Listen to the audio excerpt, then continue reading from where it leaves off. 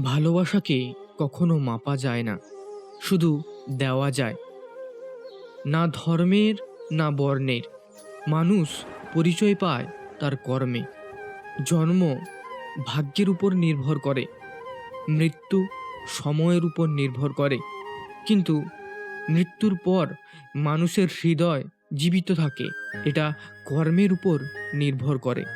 জীবনে সব কিছুর জন্য খুশি থাকো। যা কিছু ঘটে গেছে সব কিছু তোমাকে একটা নির্দিষ্ট দিকে, অবশ্যই ভালো কিছুর দিকে নিয়ে যাবে।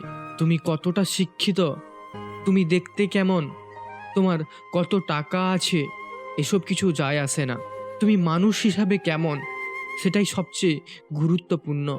যেখানে মর্যাদা নেই সেখানে না থাকাই ভালো, সেটা কারোর বাড়ি হোক বা কারোর হৃদয়। পৃথিবীতে কেউ পরচর্চা করে সফল হতে পারেনি, সফল হয়েছে নিজের চর্চা করে।